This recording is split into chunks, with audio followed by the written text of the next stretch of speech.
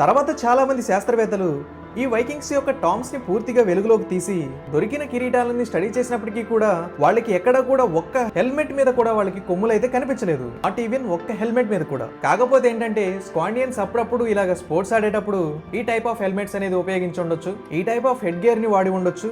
కానీ యుద్ధానికి వచ్చేసరికి ఎవ్వరు కూడా ఇలాంటివి మాత్రం వాడలేదు. దానికి మెయిన్ రీజన్ ఏంటంటే ఇలాంటి కొమ్ములున్న ఒక హెల్మెట్ వాళ్ళకే ఇంకా పెద్ద ప్రాబ్లం. ఎందుకంటే శత్రువులు వాళ్ళని ఈజీగా ఐడెంటిఫై చేయడం అనేది జరుగుతుంది.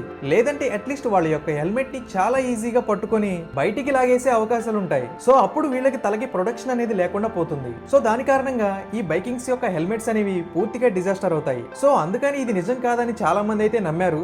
అండ్ నిజానికి ఇవి అసలు ఎలా పాపులర్ అయ్యాయంటే ఒక ఇమేజ్ అనేది బయటకు వచ్చింది 1800 సంవత్సరాల టైంలో. అప్పట్లో ఒక ఆర్టిస్ట్ ఉండేవాడు, అతని పేరు గోస్ట్రో మ్యానోస్ట్రోమ్. ఈ వ్యక్తి ఒక హార్న్ హెడ్ గేర్ ని వైకింగ్స్ కోసం అని చెప్పి పెయింటింగ్ వేయడం అయితే జరిగింది. ఆ తర్వాత పెయింటింగ్ అనేది బయటికి వెళ్ళి చాలా పాపులర్ అయితే అయింది. అందుకని అప్పట్లో చాలా మంది అదే నిజం అనుకున్నారు. ఇప్పటికీ కూడా చాలా మంది దీన్నే నమ్ముతూ ఉన్నారు. బట్ అదైతే నిజమైతే కాదు. ఇవే గైస్ చరిత్ర మనకు చెప్పిన ఆ 5 అబద్ధాలు. వీటి గురించి మీరేమనుకుంటున్నారో కింద కామెంట్ అయితే చేయండి.